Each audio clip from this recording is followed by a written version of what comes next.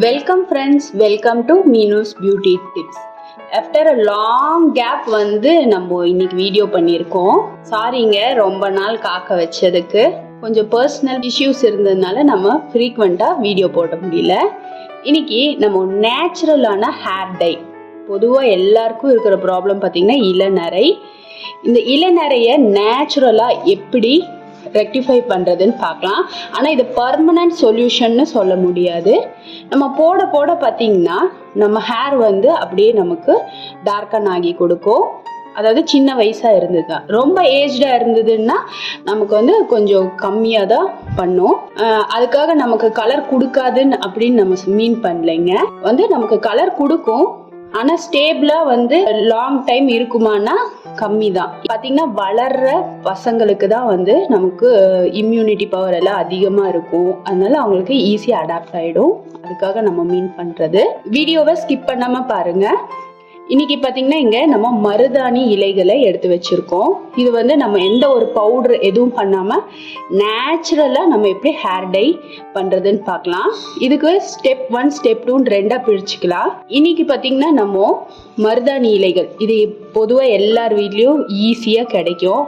நீங்கள் அப்படி இல்லைன்னா மார்க்கெட்டில் போனீங்கன்னா கூட ஒரு 10 ரூபாய்க்கு கட்டு அந்த மாதிரிலாம் விற்பாங்க. அது மாதிரி நீங்கள் வாங்கிட்டு நல்லா கழுவி க்ளீன் பண்ணி வச்சுக்கோங்க. இதை நம்ம ராவாக தான் அரைச்சி பேஸ்ட்டாக அப்ளை பண்ண போகிறோம். நம்ம பொதுவாக கிடைக்காத பட்சத்தில் நீங்கள் பவுடர் ஃபார்மில் யூஸ் பண்ணிக்கோங்க. அப்படி இல்லாட்டி நீங்கள் யூஸ் பண்ணிவிட்டு இந்த மாதிரி குச்சியை நட்டு வச்சிங்கன்னா கூட ஈஸியாக தளிர்க்கக்கூடிய செடின்னு பார்த்திங்கன்னா மருதாணி செடியும் ஒன்று. இப்போ இதை நம்ம க்ளீன் பண்ணி எடுத்து வச்சுக்கலாங்க. அதாவது காம்புகள் இல்லாமல் இலைகளை மட்டும் க்ளீன் பண்ணி இது போல் உருவி வச்சிடலாம். இப்போ பார்த்தீங்கன்னா மருதாணி இலைகளை நம்ம உருவி எடுத்து வச்சுருக்கோம். இப்போ உங்களோட முடியோட டென்சிட்டி அளவு பொறுத்து நீங்கள் மருதாணியை அட்ஜஸ்ட் பண்ணி எடுத்துக்கோங்க. நம்ம இந்த அளவுக்கு எடுத்திருக்கோம். இதை நல்ல ஒரு ஃபைன் பேஸ்ட்டாக அரைச்சி அதுக்கு முன்னாடி நம்ம தலைக்கு நல்லா குளிச்சு காய வச்சுட்டு அதுக்கப்புறம் இதை நல்ல ஒரு ஃபைன் பேஸ்ட்டாக அரைச்சி அப்ளை பண்ணிக்கலாங்க. இன்னைக்கு டே 1 இதை அரைச்சி தலையில் அப்ளை பண்ணிட்டு உங்களுக்கு காட்டுறேன். இன்னைக்கு டே 2 பார்த்தீங்கன்னா இதுவும் நம்ம தோட்டத்துல இருந்து பறிச்சது தாங்க. இது பார்த்தீங்கன்னா அவுரி செடி. நம்ம கிட்ட ஒரே ஒரு செடி தாங்க இருக்கு, சின்னதாக தான் இருக்கு. அதனால நமக்கு இந்த அளவுக்கு தான் நம்ம இலைகள் கிடைச்சிது. இதையும் பார்த்தீங்கன்னா நல்லா க்ளீன் பண்ணி உருவி வச்சுக்கலாம். இப்போ நம்ம அவுரி இலைகளை பார்த்தீங்கன்னா இது போல் க்ளீன் பண்ணி வச்சுருக்கோம். இதையும் நம்ம மிக்சர் ஜாரில் போட்டு ஒரு சிட்டிகை அளவுக்கு மட்டும் உப்பு சேர்த்து அரைச்சிக்கலாங்க. அது எதுக்காக நம்ம உப்பு சேர்க்குறோன்னா நல்ல கலர் பிடிக்கிறதுக்காக நம்ம ஒரு சிட்டிகை அளவுக்கு மட்டும் உப்பு சேர்த்து நம்ம அப்ளை பண்ணிக்கணும். இப்போ பார்த்தீங்கன்னா நம்ம மருதாணியை நல்ல ஒரு ஃபைன் பேஸ்ட்டாக அரைச்சிட்டு வந்திருக்கோம். இப்போ நம்ம கிரே ஹேரில் அப்ளை பண்ணாதான் நமக்கு ரிசல்ட் எப்படி இருக்குன்னு தெரியும். அதனால பார்த்தீங்கன்னா நம்ம இந்த அளவுக்கு தான் நமக்கு கிரே ஹேர் இருக்குது. அதனால இதில் நான் அப்ளை பண்ணி காட்டுறேங்க. வீடியோ கொஞ்சம் ஷேக் ஆகுதுன்னா ப்ளீஸ் கொஞ்சம் அட்ஜஸ்ட் பண்ணிக்கோங்க. ஏன்னா நான் ஒரே கையில் பண்ணி நான் எல்லாமே பண்ணுறதுனால கொஞ்சம் ஷேக் ஆகுது. இப்போது நம்ம இந்த கிரே ஹேரில் கொஞ்சம் கொஞ்சமாக இது போல் அப்ளை பண்ணி விட்டுறலாங்க. நான் வேணால் உங்களுக்கு அப்ளை பண்ணிவிட்டு காட்டட்டுங்களா? கொஞ்சம் எனக்கு அப்ளை பண்ணுற கொஞ்சம் கம்ஃபர்டபுளாக இல்லை. இப்போது நம்ம எது மாதிரி அப்ளை பண்ணுறோன்னு பார்த்தீங்கன்னா இந்த மாதிரி மருதாணி எடுத்துருக்கோம். இதில் திப்பிகள் அதிகமாக இருக்கும். நமக்கு ஸ்கின்ல பட்டுச்சுன்னா ஸ்கின் எல்லாம் நமக்கு ரெட்டிஷ் ஆகிடும். அதனால அது போல் பண்ணாமல் இங்கே பாருங்கள், கொஞ்சமாக இது போல் நகர்த்தி விட்டு அந்த ஈரப்பதம் இருக்கும் இல்லைங்களா, அதை மட்டும் இப்படி முடியில் வச்சு இது மாதிரி இப்படி கொஞ்சமாக போடும்போதே இப்படி இழுத்து விட்டுட்டோன்னு வச்சுக்கோங்களேன், அந்த சாறு உங்களுக்கு இறங்கிடும். பின்ன உங்களுக்கு அந்த திப்பி அதிகமாக மண்டையில் சேராது. இது ஜென்ஸுக்கு அப்ளை பண்ணுறதுனால முடி ஹேர் கம்மியாக இருக்குது. அதனால நான் இது போல் கிள்ளி விட்ட மாதிரி இப்படி சேர்த்திக்கிறேன். பாருங்கள், கொஞ்சமாக எடுத்து வச்சு அப்படியே உருவுன மாதிரி. ஏன்னா நமக்கு தலையில் பட்டுச்சுன்னா தலையெல்லாம் ரெட் ஆகிடும். பாருங்கள், அப்ளை பண்ண கைக்கே பாருங்கள் ஒரு 2 செகண்டு கூட ஆகலை, எந்த அளவுக்கு நல்ல ஒரு கலர் வந்திருக்கு.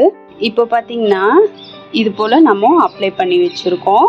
இது ஒரு 1/2 அன் ஹவர் கழித்து நம்ம வாஷ் பண்ணிடலாம். இப்போ நம்ம மருதாணி போட்டு வாஷ் பண்ணியாச்சுங்க. பார்த்திங்கன்னா இந்த அளவுக்கு ரெட்டிஷ் கலராக இருக்குது. இவங்க நல்ல சம்மர் கிராப் அடிச்சிருக்கிறதுனால உங்களுக்கு ஹேர் அந்த அளவுக்கு தெரியாது. ஆனால் இருந்தாலும் பார்த்திங்கன்னா நல்ல ஒரு ரெட்டிஷ் கலராக தான் இருக்குது. இப்போ டே 2 என்ன பண்ணலான்னு பார்க்கலாங்களா. இன்னைக்கு பார்த்தீங்கன்னா டே 2 நம்ம அவுரி இலைகளை ஒரே ஒரு சிட்டிகை அளவுக்கு உப்பு மட்டும் சேர்த்து அரைச்சிட்டு வந்திருக்கோம். உப்பு எதுக்காக சேர்த்துருக்கோம்னா அந்த பிக்மெண்ட் வந்து பிடிக்கிறதுக்காக சேர்த்திருக்கோம். பொதுவாக நம்ம ட்ரெஸ்ஸுக்கெல்லாம் டை பண்ணுறவங்க கூட கொஞ்சம் உப்பு சேர்ப்பாங்க. அது எதுக்குன்னா நல்ல ஒட்டி பிடிக்கிறதுக்காக. இப்போ இது கூட கடுக்கா பொடி, இது பார்த்திங்கன்னா நார்மலாக எல்லா கடைகளையும் கிடைக்கும். கடுக்கா பொடி ஒரு சிட்டிகை அளவுக்கு மட்டும் சேர்த்திக்கலாம். அதே போல் நெல்லிக்காய் பொடியும் பார்த்திங்கன்னா கொஞ்சமாக சேர்த்திக்கலாங்க. ஃப்ரெஷ்ஷாக நெல்லிக்காய் இருந்தது அப்படின்னா நீங்கள் அவுரி அரைக்கும் போதே கூடவே நெல்லிக்காயும் சேர்த்து அரைச்சிக்கோங்க. இப்போது இதை வந்து நம்ம நல்லா கலந்து விட்டுறலாம். இது நமக்கு வந்து டை வந்து அந்த கலர் வந்து நல்லா பிடிக்கிறதுக்காக தான் நம்ம இந்த நெல்லிக்காய் பொடி, கடுக்காய் பொடி கூடவே வந்து உப்புல சேர்த்திருக்கிறது. இப்போ இது வந்து நம்ம கையில் அப்ளை பண்ண முடியாதுங்க. மருதாணிங்கிறனால நம்ம கையில் அப்ளை பண்ணோம். சப்போஸ் கையில் மருதாணி ஒட்டுனாலும் பிரச்சனை இல்லை. இது பார்த்திங்கன்னா நம்ம வந்து ஒரு ப்ரஷ் வச்சு தான் அப்ளை பண்ணிக்கணும், இல்லாட்டி நம்ம கைகள் எல்லாம் கருத்து போயிடும். இப்போ நான் முடியில வந்து ப்ரஷ்ல வச்சு தான் அப்ளை பண்ண போறேன். அப்ளை பண்றத நீங்க பாருங்க.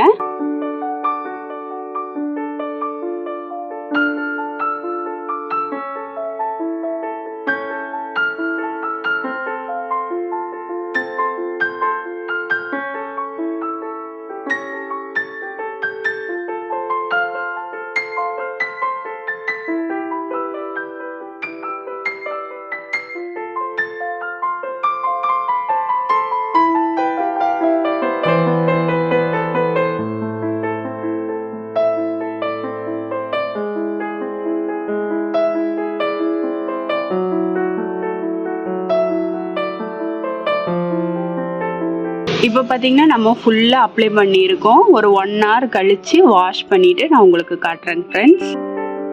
பார்த்தீங்கன்னா நல்லா பிளாக் ஆயிருக்கு.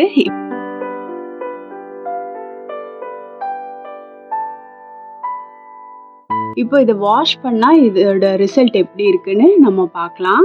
இப்போ பார்த்தீங்கன்னா கலர் நல்லாவே சேஞ்ச் ஆயிருக்குங்க. இது பார்த்தீங்கன்னா ஒன்ஸ் போட்டால் ஆகாது, ஒரு வாரத்துக்கு ஒரு 2 ஆச்சு இது மாதிரி போட்டுகிட்டே இருந்தோன்னா நமக்கு வந்து ஆர்டிஃபிஷியல் யூஸ் பண்ணுறதை விட ஹெர்பலாக நேச்சுரலாக யூஸ் பண்ணும்போது கொஞ்சம் ரிசல்ட் பாருங்கள் எந்த அளவுக்கு சூப்பராக இருக்குது. சப்போஸ் உங்களுக்கு இரிட்டேஷனாக இருந்துச்சுன்னா அதுக்கு தகுந்த மாதிரி யூஸ் பண்ணிக்கோங்க. ஒரு சிலருக்கு ஃப்ரெஷ்ஷாக யூஸ் பண்ணும்போது கொஞ்சம் இரிட்டேஷன் இருக்க செய்யும், ஒரு சிலர் ஸ்கின்னுக்கு தான். மேக்ஸிமம் யாருக்கும் அந்த அளவுக்கு இது இருக்காது. இப்போ ஆர்டிஃபிஷியல்னு எடுத்துக்கிட்டிங்கன்னா உடனே உங்களுக்கு வந்து நல்ல ஒரு சேஞ்ச் தெரியும். இது பார்த்திங்கன்னா ஹெர்பலுங்கிறதுனால வீக்லி 2 இது மாதிரி பண்ணிகிட்டே இருந்தீங்க அப்படின்னா உங்களுக்கு நல்ல ஒரு ரிசல்ட்டு, பெஸ்ட்டான ரிசல்ட்டாக கிடைக்குங்க. இப்போ இது வாஷ் பண்ணியாச்சு. நம்ம இது வந்து பாருங்கள் கையிலே எந்த அளவுக்கு டார்க்காக பிடிச்சி வச்சுருக்கு. இப்போ வந்து நம்ம இதை உடனே வந்து ஷாம்பூவில் சோப்பு இதெல்லாம் போட்டு வாஷ் பண்ணிடாதீங்க, ஏன்னா போயிடும். அதனால வீக்லி 2 இது மாதிரி நீங்கள் யூஸ் பண்ண உங்களுக்கு நல்ல ஒரு பெஸ்ட்டான ரிசல்ட் கிடைக்கும். உங்களுக்கு இந்த வீடியோ பிடிச்சிருந்தால் லைக் பண்ணுங்கள், ஷேர் பண்ணுங்கள். மறக்காமல் மீனூஸ் பியூட்டி டிப்ஸை சப்ஸ்கிரைப் பண்ணவும் பெல் ஐக்கானை கிளிக் பண்ணவும் மறந்துடாதீங்க ஃப்ரெண்ட்ஸ். தேங்க்யூ.